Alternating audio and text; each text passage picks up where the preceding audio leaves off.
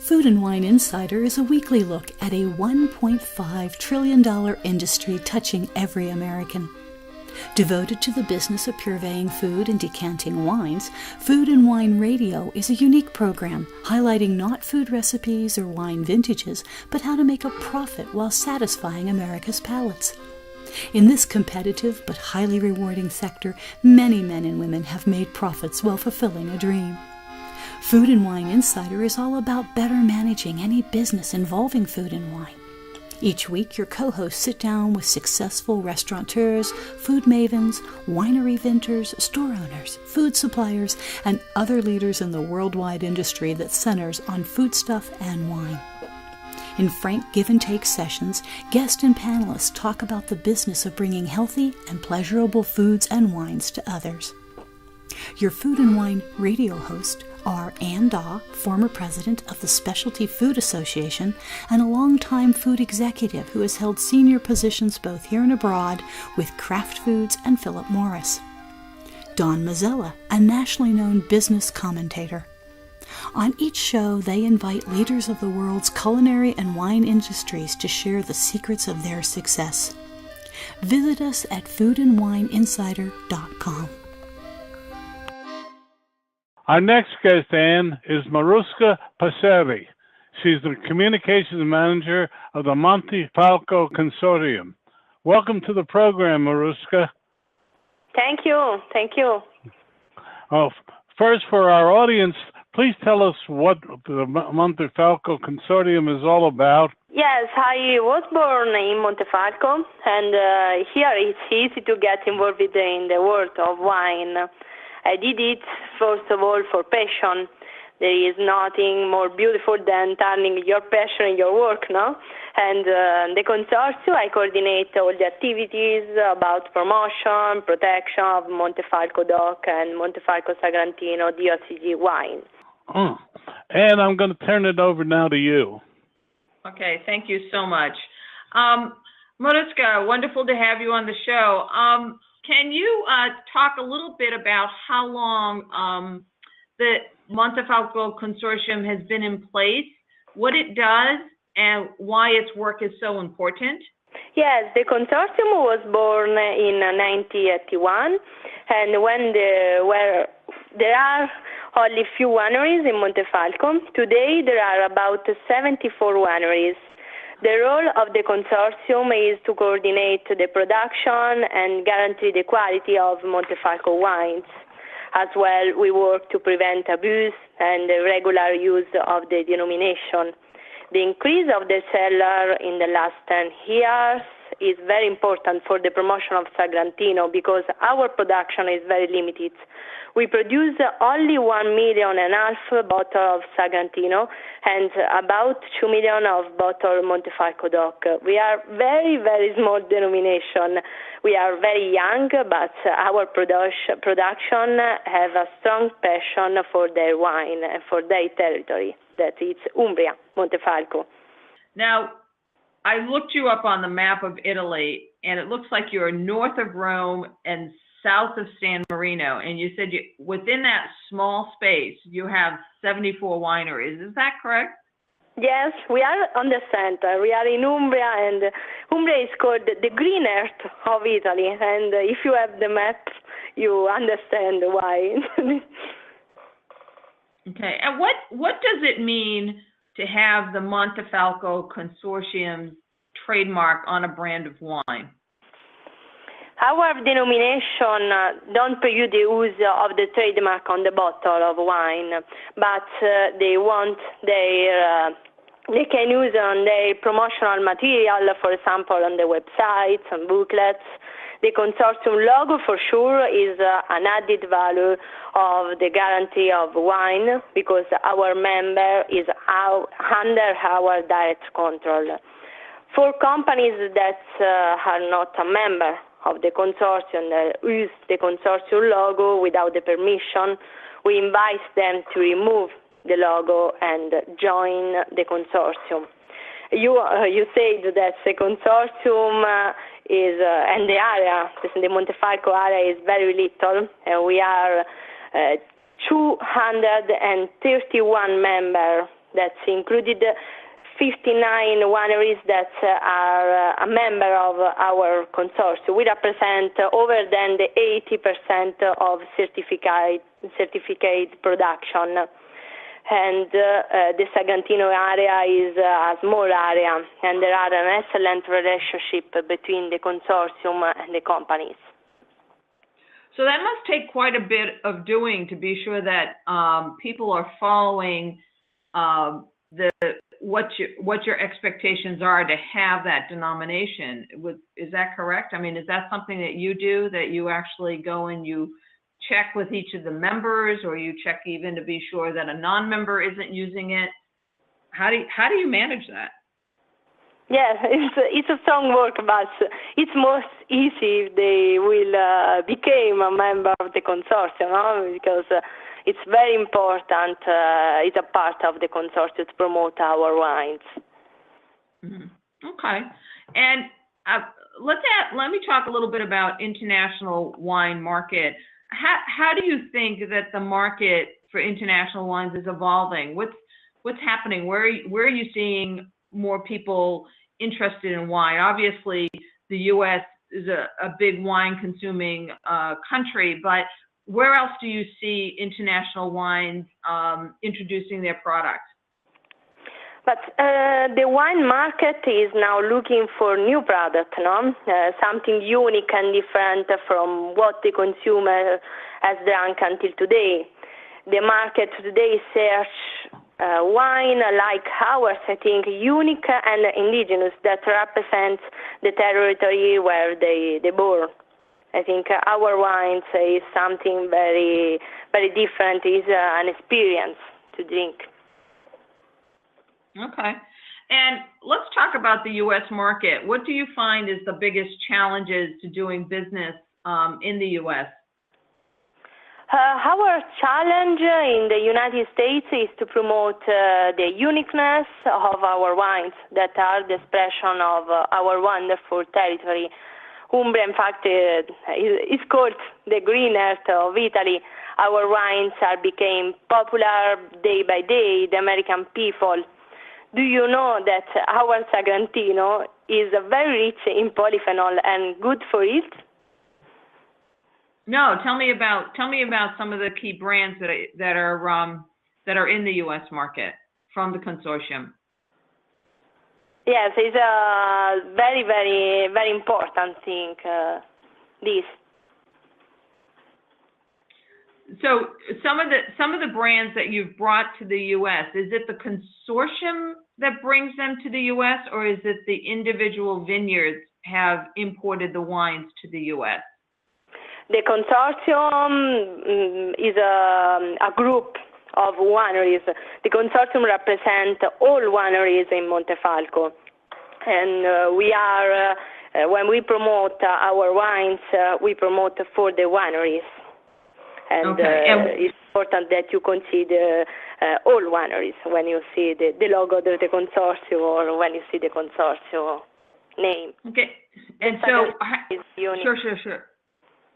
And how are you promoting your consortium wines in the U.S.? Talk about some of the things that you're doing here in the U.S. This week, for example, we will be in the United States for promote our wines with a seminar dedicated to the press and trade. All the month of May, the Stack and Sagantino promotion offer the ideal pairing for Stack and our Montefalco Sagantino by the glass restaurant that take part in the promotion. There are also many initiatives for which I invite all to visit Umbria and Montefalco, a small medieval town that during the summer is very full of events. The ideal destination for summer holidays, but also in autumn, when in November the foliage of Sagantino offer a beautiful view. And the future of the consortium, I think, is to promote our flagship, that is the Sagantino wine. And we will be this year with 6 producers around in USA to promote our wines. Okay, and where where are you focused in New York City? I mean, talk a little bit about where you're focusing your efforts to market. Yes, in New York and in Chicago for these two. These two. And you've been doing that for how long now? This year the tour is long 1 week. Okay. The producer will be in the United States for 1 week, but we'll come back for some winemaker dinner during the month of May. Okay, and I'm sure that you do some trade shows to promote your wines. What trade shows in Italy or in the U.S. or anywhere else are you displaying your products? On the last month, we participated at Pro Wine and Vinitaly. Are very important fair for wine, for our wines. In general, I think that wine events are very important, not only for trade, but also for wine lovers that can taste our wines. Last year, we participated also at Texom International Wine Awards and in Boston Wine Festival. And what awards have some of your wines received? Our wines are very appreciated. I think that now we are increased in the best period of our wines because we receive a lot of awards also by Wine Enthusiast, Wine Spectator, and very important magazine. Okay. Don, would you like to ask Maruska some questions, please? Well, yes. Being Italian-American, we grow up with wine. But, Maruska, my question, I guess, is what is it about the wines from your region that make them so different and so good? In today's world, particularly in the United States, where wine has become more or less a much more common drink than it was when I was growing up. Are the wines drier, sweeter? Do they pick up the flavor of fruit? What is it that people look for when they ask for wines from your area? Yes, the quality of our wines is the extraction, is a wine with a long life. It's a wine very good now. It's taste and flavor and fruity, but with a powerful for the long life. Our Sagrantino can stay on the bottle very long, also 20 years without changing, and became very good. It's our unicity.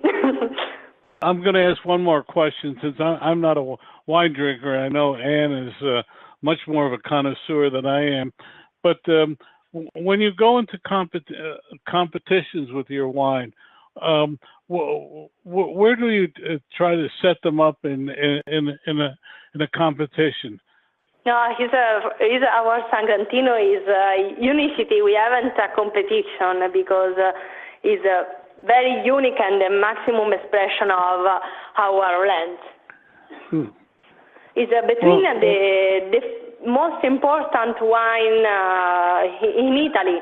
It's between the 5 most important wine in Italy, like Amarone, Brunello, Barolo, and this kind of wine. Well, Anne, I'm going to turn it back to you for 1 or 2 more questions because we're running out of time. Well, no, thank you. Maruska, tell me what makes you so passionate about the wine business. He's from Montefalco, from the land where I born. He's here in Montefalco. That is a city very little. Everyone know the Sagrantino, know the wine, and we're growing in our land, and we love our territory, our wines. It's something unique. So it's really part of your heritage, I would say, yes? Yes. Okay. And which wine do you most enjoy drinking? You can't say all of them.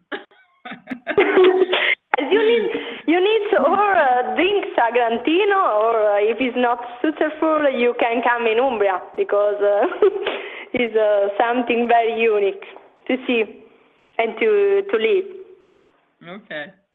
And do you actually travel with the consortium when they're doing their introductions in other parts of the world? Now, no. We finish our promotion and we start the summer period. Our last promotional tour is now in the United States.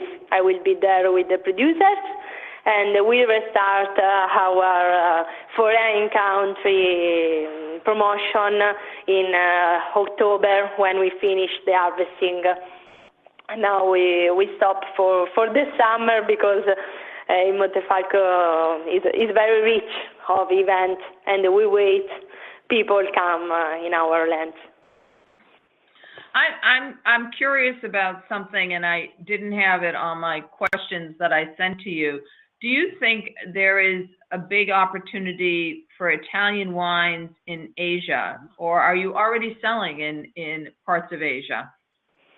Oh yes, now is growing also the interesting in our wines in Asia. For example, for our wines is only the start. I know that only the 5% of the production is importing in the Asia market. It's very, very little business for us, but probably in the future can be a good market. And how many bottles are produced in the among the brands that you have in the Montefalco Consortium? We are very, very little, because we produce 1.5 million of bottles of Sagrantino and only 2 million of Montefalco DOC. Montefalco DOC is composed by the Montefalco Bianco, the white wines, and the Montefalco Rosso, that is a blend of Sangiovese and Sagrantino. Is a very little production, 3.5 million only for a little area. We are very young. This is the reason where we are young, we are little, but we work because we have a passion in our wines and in our territory. And so what do you see as the future for the wines from your region? What do you want to see happen for the wines for your region? I think will be a very beautiful period, because now we start only the production, and I think that people are very curious in our wine, because people ask something very different. They don't know our wines, but when they drink our wines, they love. They love because it's something very particular and something very different, like the taste that they know until today. Okay. And if somebody wanted to be in the wine business in Italy, what would you tell them to do? What would be your advice? We sell the 50% in Italy, and the majority we sell in Umbria to the tourists that come here to visit and then take a souvenir, take some bottle of Sagrantino. But here in Montefalco we have a lot of American people that come to know the area, and this is our principal activity. For example, the consortium organize a lot of events. For example, in February we organized Anteprima Sagrantino, that is only for trade, Italian and foreign trade. And for tourists, for wine lovers, We organize in September a very beautiful event that is called Enologica, and is a harvest, like a harvest revocation. Is very beautiful because also is a folkloristic event on the square of the city. But there are also 35, it depends of each year, of wineries that offer their wine in tasting. It's a beautiful day event. Are people able to order your wine online? Let's say I'm in the U.S. and maybe a Montefalco Consortium wine isn't in my local liquor store. Can I order your wine online? Not directly from the consortium. The consortium don't sell. The consortium call a promotion, but each wineries have their online shop, or you can buy directly in the restaurant in USA. We have also a lot of distributors and importers. Our wines are on the steakhouse, on a lot of restaurants, or in the retail shop. We are little, but you will find our wines. And you can order also by the online shop directly from the wineries. So essentially, the consortium does a lot of the promoting.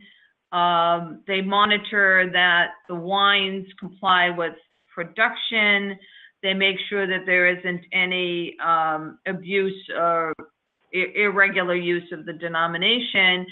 But essentially, that's what the consortium does, and then the wineries themselves will sell their individual product. Have I got that right?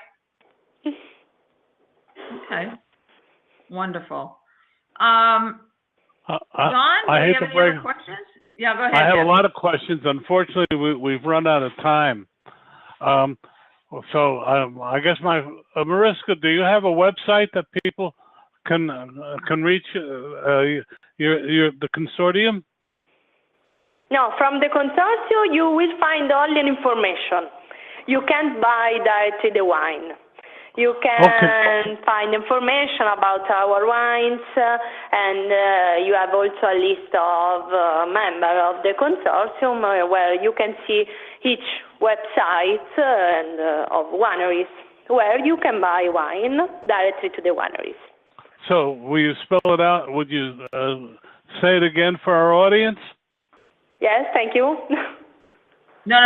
You give us your website, the name of your website.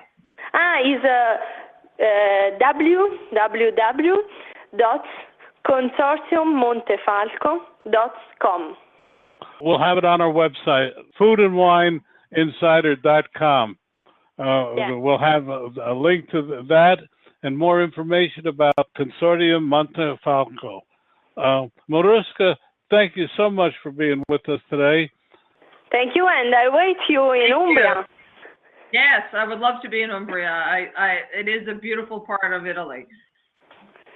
Thank you. We have been talking with Maruska Passeri of the Montefalco Consortium. A link to her website for the consortium will be on foodandwineinsider.com tonight. Thank you so much, Wendy, for being with us today. We really enjoyed having you. Thank you, Don. Thanks, Thank you, Wendy. To be successful, most restaurant owners require extra capital from time to time. When you need funding to renovate, buy equipment, or manage cash flow, you don't have time to track down financial statements or wait weeks for a decision. That's where Cabbage can help. Cabbage gives small businesses access to a line of credit of up to $200,000. Apply online and you'll get a decision right away. Since Cabbage is a line of credit, you can take the exact amount you need. You never have to reapply to take additional loans, and you'll only pay for the funds you use. Cabbage has helped more than 230,000 businesses from every industry. And with $4 billion in funding, Cabbage is A+ rated by the Better Business Bureau and was named the Forbes Top 100 Companies twice in a row. Check out Cabbage at cabbagewithak.com/food and wine, and you'll get a $50 gift card when you qualify. That's KABBAGE.com/food-and-wine. Line of credit is subject to credit approval. See terms and conditions. You are listening to Ann Daw and Don Mazzella, and the program is Food and Wine Insider.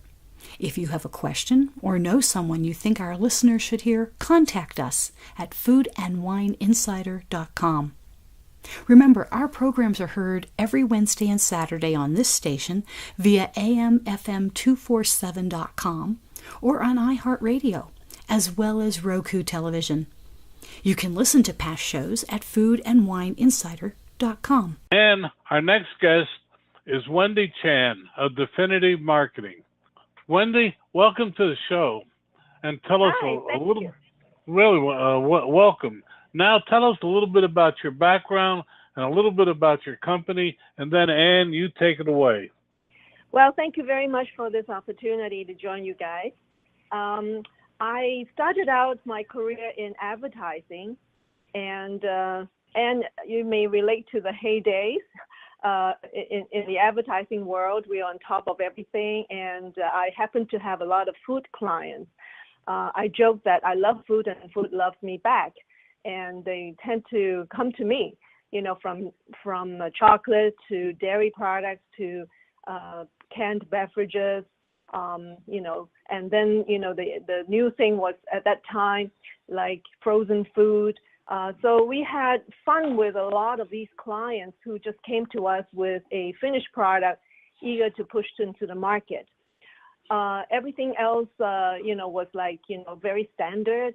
But as we all know, marketing has evolved, and I became more and more of a consultant, and I enjoyed more the research and development aspect. Because, when a client came to you with a product already made, it's very difficult to try and make any changes. But if we were on the ground floor with them, trying to identify a sweet spot and come up with a strategy that has more legs and more power, clients will have a much better chance to succeed. So little by little, I became more of a consultant. And Definity Marketing came into existence because more and more of the food clients realize that they can't afford to not do anything. And especially in the Asian food sector, most of the people, whether they're manufacturers or even for some foreign governments, I would say like trade promotional or, export promotional boards, they were a little bit, in those days, a little clueless, where to begin. How can we spend money against something that will show results? So I was fortunate enough to be approached by many of these people who saw that I probably have some insights. And so little by little, I was the go-to person for Asian companies eager to, have a better chance to succeed in the American market. Well, Wendy, welcome to the show, and it's great to have you. And your experiences have really been vast. She's very not stating all the wonderful things she's done. She's also co-authored a New Asian Cuisine. It's a compilation of recipes from over 100 celebrity chefs.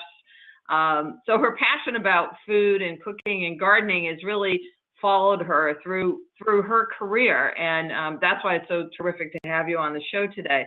People talk about marketing consulting, and I don't know that they know what that is, and I would love for you to talk about that and how you do it differently. I'm glad you pointed that out because, many of the clients who came to me really wanted guidance. They do not have a briefing or, this is what we want you to do. It's more like, how can we do it? Can you tell us how? So I'm glad that I have that, kind of platform because as we all know, marketing cannot be just a one-shot thing. And the way I look at it is a 360-degree kind of encompassing effort, especially for relatively unknown brands or, an ethnic, kind of cuisine that is not mainstream.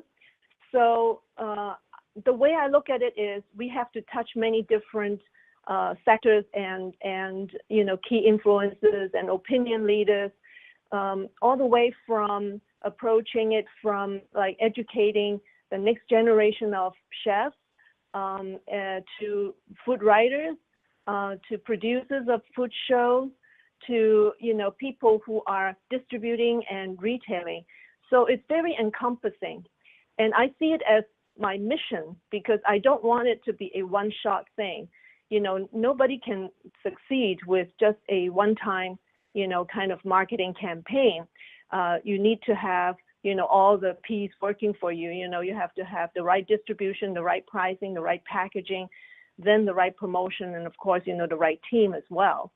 So, I constantly remind my clients about that. So for some of the clients who have the wherewithal, especially financed by governments, they would be more willing and capable of, trying to educate consumers, because education, as we all know, is very, very expensive. So individual brands will not touch that. And by educating, we mean, sometimes bringing select people overseas, immerse them in the culture, allow them to taste a lot of things and give them the understanding. And it can also mean like, producing a food show, kind of like use entertainment and a little bit of like, excitement to educate, but, package it in such a way that people welcome it. It's not like propaganda. So, I've done things including like, teaming up with, professors at the CIA, Culinary Institute, to develop recipe books using seaweed, for instance. And, the whole idea is to expand acceptance as well as application, because some clients, they fail to understand why American consumers eat or use their product differently from what they intended it for. And I have to remind them, this is America. We love breaking rules, and we love to put, things in ways that are unique and may not be the same as what you are experiencing back home in the Asian country that you grew up in. So, I have had clients telling me, oh, that's not authentic. And I said, well, we're not just selling to, Asians living in America. We're selling to anybody willing to try and expand their culinary repertoire, as more and more adventurous consumers wishing to adopt more ethnic products into their everyday cooking or learn how to appreciate them. So that's our mission. That's how I see it. I think that is just a great encapsulation of really saying you have to integrate the marketing. You have to look at, well, who is that consumer that you're really targeting, and what's the best way of getting to them, making sure that you also have the right distribution and that you're in the right channels. So it's like a perfect explanation, Wendy. I also want you, because I know you had a tremendous experience working with Korean companies and helping them to be successful in the U.S. market. At the time you got involved with Korean products, the American consumer really didn't know very much about Korean foods. I think you were the stimulus for changing all of that. So I would love you to talk about that experience and what you did to help the Korean companies really introduce Korean foods to the U.S. palate. It has been quite a ride for me, because when I started with them way back, I believe in 2005, 2006, Korean food was like, not front and center for most people. It's really considered very ethnic and almost to a point where people were like, oh, the smelly garlic, the spicy kimchi, or the misunderstood ginseng. So there was a lot of like barriers, for us to reach them.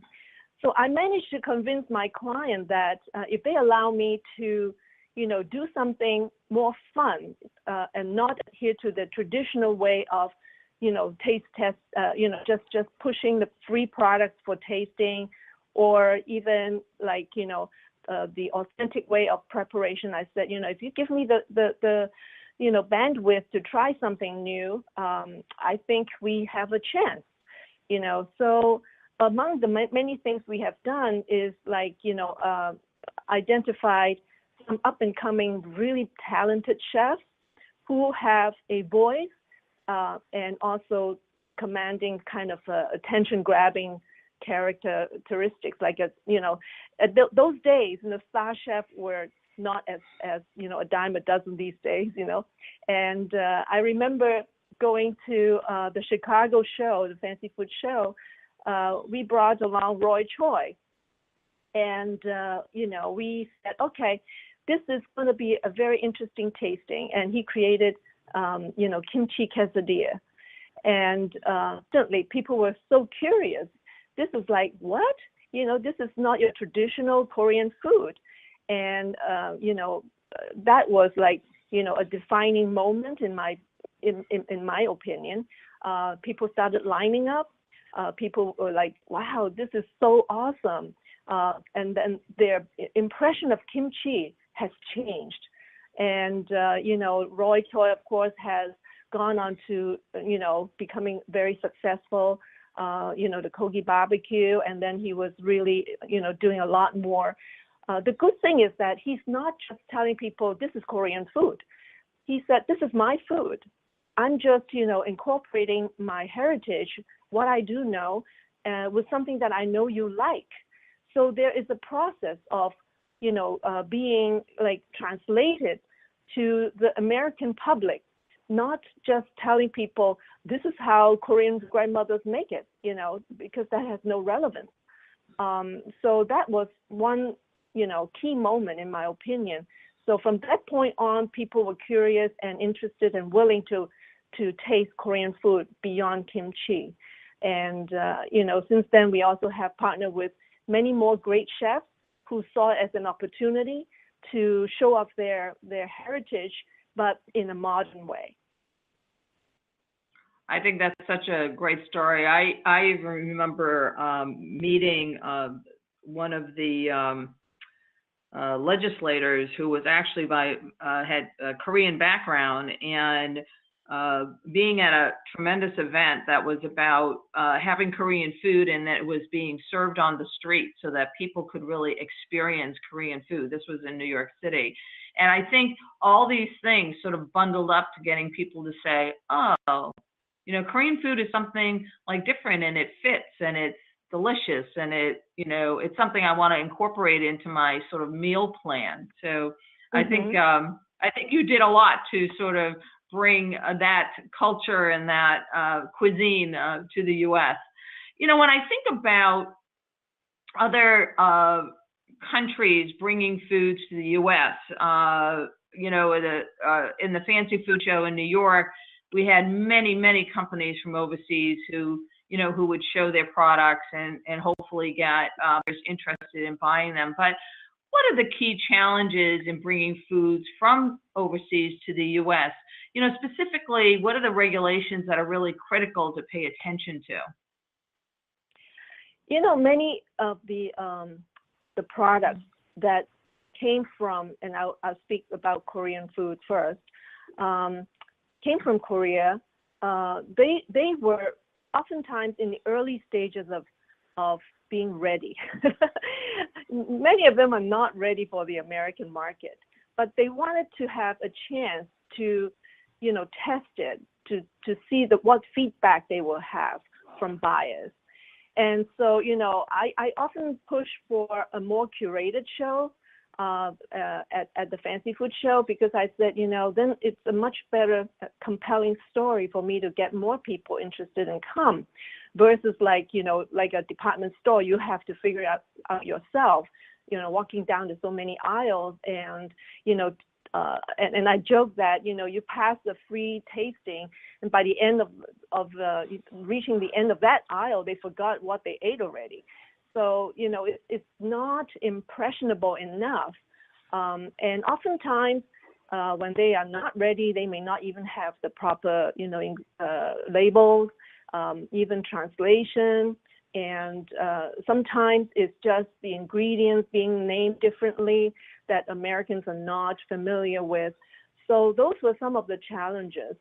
And on top of that, the clients, oftentimes use the metric of like, they don't care whether the quality of the relationship or the exposure.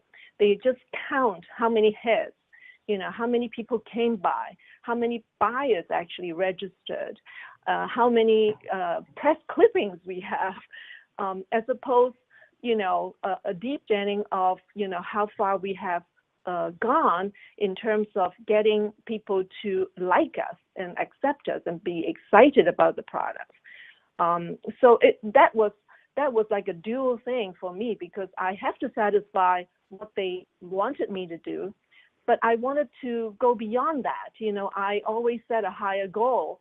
I wanted people to tell me that it was a wonderful experience. So every year I challenge myself to find a newer way, a more creative way. So over the years, people have come to expect something new every year. So, and that led me to, coming up with that pop-up restaurant idea in Washington, D.C., because I think, it's hard enough as it is to just try and invite buyers to show up. But to even have, a metrics of like, I want 20 buyers for each of my company to be, interfaced, became such a tall order. I have to create something so phenomenal. So, the pop-up restaurant with Akira Back, a top chef from Las Vegas with his whole team, creating a sit-down 3-course meal that you have somebody, serving you, a cocktail, an appetizer, an entree. And, it was such a fun idea.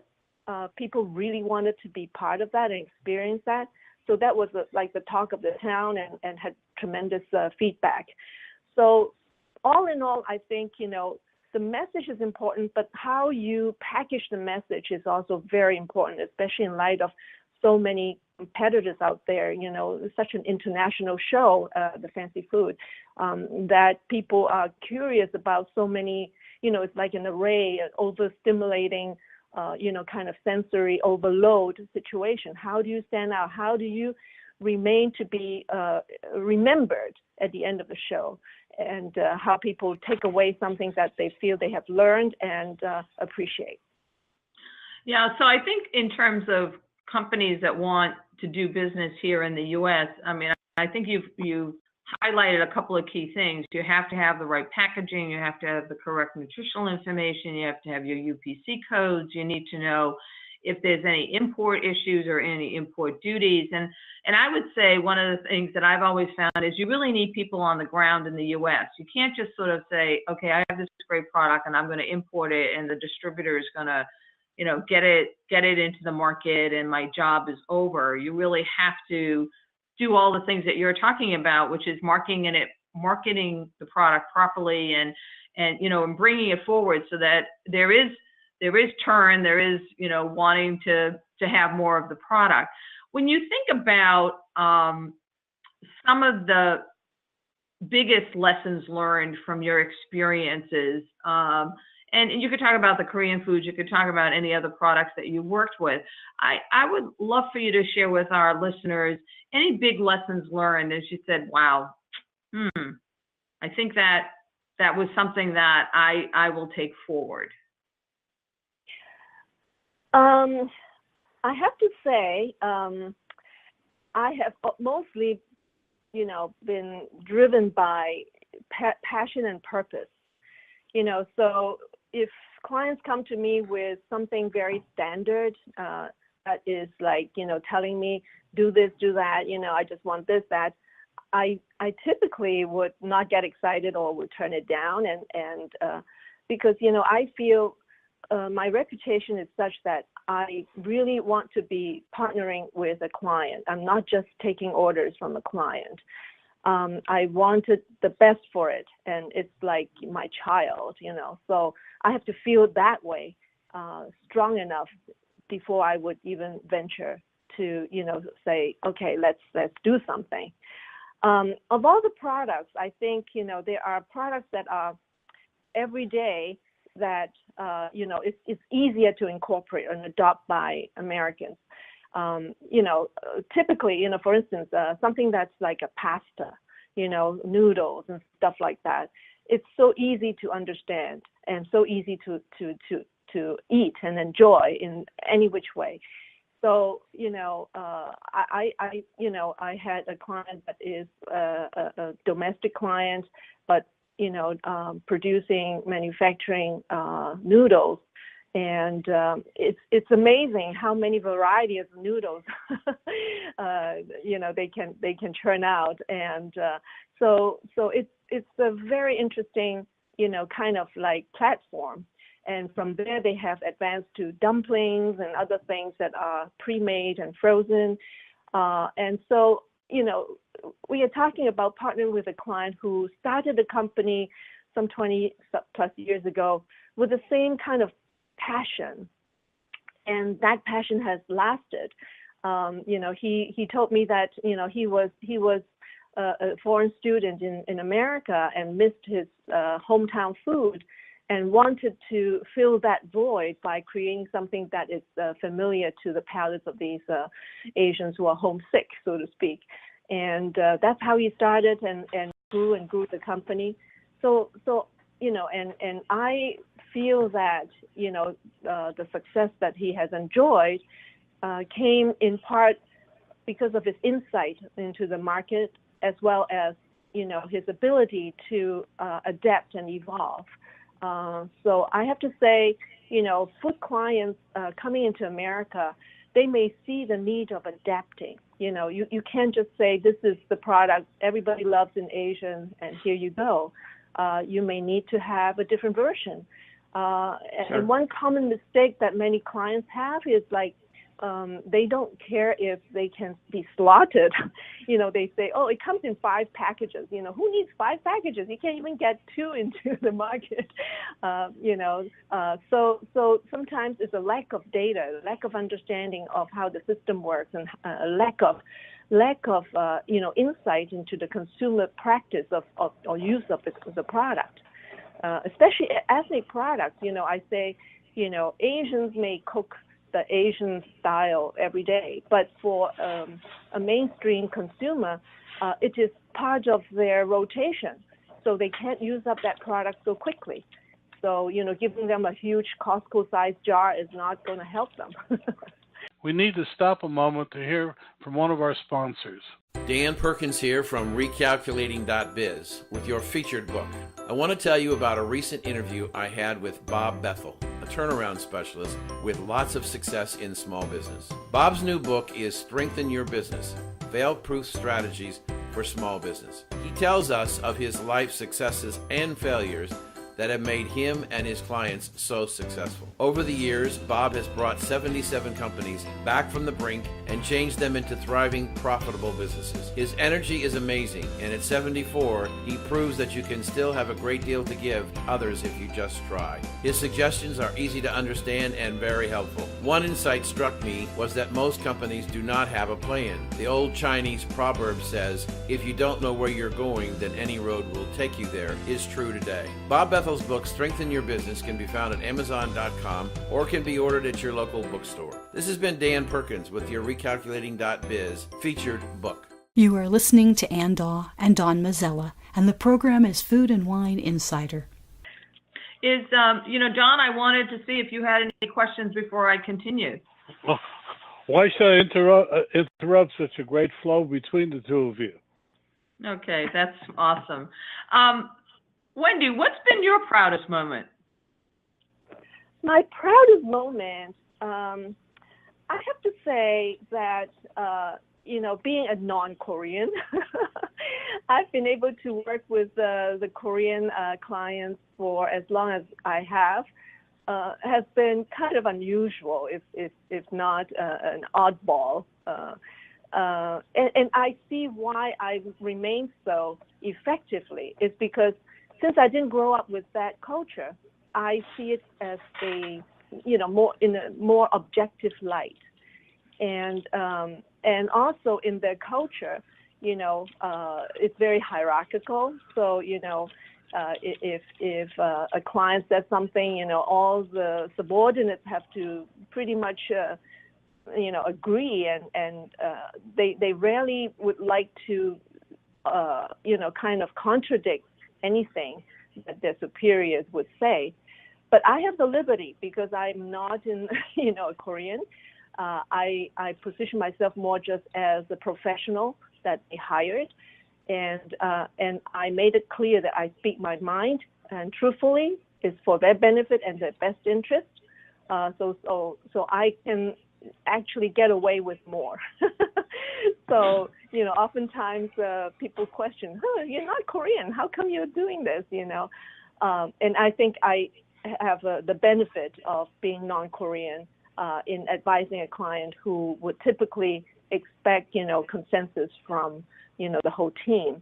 I say that is my proud moment, I would say. Of course, I have many projects and campaigns and productions that I feel very proud, including those for Singapore that I, created an event where I pretty much transported the Hawker Center into an event space and partnered with Singapore Airlines, and we transported our guests, to imagine that they were flown to Singapore. So it was fun. And then I have a temple food event where, again, I converted a space into like a Buddhist temple and allow people who were so surprised to realize that vegetarian food and Buddhist kind of cuisine is so sophisticated. So to this day, I think it was 8 years ago that I did that. People kept referring to that as one of the most interesting events they attended. Wendy, you have this great imagination, and I wanted to be sure we have some time to talk about an initiative that you've started because you're a big proponent of sustainability. You have you have Oceanside Farm Residences. It's an eco-conscious residential community and private co-op farm that's actually along the Ecuador's chocolate coast. And I wanted to really have you talk about that and what does that mean and how does it sort of maybe fulfill a destiny for you? Well, thanks, Anne, for the opportunity. This is kind of like my baby. I think it is a progression. Having worked in the food field for so long, I come to be acutely aware of how food is important for wellness. I think there is a consciousness growing in America, but still, it's limited to, people get excited as long as it's organic or gluten-free, but that's only the surface of it. It's only one very small part of it. If you think about it, the best foods is really what nature provided us. And we have tempered with it in ways, and the goal of like producing better yield and greater efficiency and more profits. Sometimes food can be compromised. And so one thing led to another. And I've always been a proponent of sustainability and eco-consciousness as well. Even living here in New York, over the months of May through October, I try to have, an edible garden in my rooftop terrace, and cooking with these, newly, just harvested food and herbs and fruits was really a wonderful experience. So I wanted to extend that to be a year-round thing, and that one thing led to another. So we arrived and fell in love with this part in the province of Manabí in Ecuador, where Ecuador, as you know, straddles the equator and has a very good climate. And it also is one of the most biodiverse, if not the most biodiverse countries. And they also are, strong proponents of conservation and protection of wildlife. And they have a very robust agricultural export as well, bananas, they have seafood that's exported, worldwide as well. So for me, I was like dreaming to have a farm to table, dock to dish type of lifestyle and be wellness focused. So instead of just an ordinary farm, we are going to experiment with all kinds of best practices from permaculture, co-planting, and increasing, use of medicinal and nutrient-packed plants. So it's not just your standard, tomato, carrots, and beans, but more like, let's try to even grow more turmeric and ginger and, try different things that really is yielding, not just flavors and variety, but also health element that is incorporated. So, I joke that it's better to pay the farmer now than to pay the pharmaceutical companies later. So, if we eat well, eat right, in a clean environment where you have good clean water, air, and soil, and to reduce the use of chemicals, I believe these are the proactive self-care, focus that people should really consider adopting more of. And I understand it's hard when you're living in a urban city that a lifestyle is always rushing and your convenience is more important than anything else. So people tend to gravitate to whatever is most convenient and or cheapest. But unfortunately, that lifestyle is not giving us the health we need, especially in the later years. So I have blended not just sustainability, eco-consciousness, but also, I would say, aging in place as a concept as well. Because, more and more people realize that, baby boomers are facing the fact that they are reaching kind of like, quote unquote, retirement stage. But boomers like us, I think retirement doesn't mean stay inactive, in a rocking chair. I think, most of us still want to be active, going about doing things and lead meaningful lives.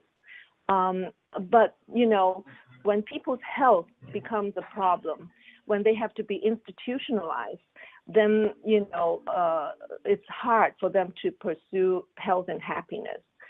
So, this project of ours, it's my husband and I who feel very strongly about, let's take better care of ourselves health-wise, but in an enjoyable way. So we've come up with, these days people talk about clamping, glamorous camping. It's also a blend of like, enjoyable resort-like living, but with a farm that's really active and is growing, but managed. So for those of us who really love to grow things, it's almost like, you don't want to leave your garden, you don't want to leave your farm because, they cannot be unattended. So sometimes it becomes a deterrent.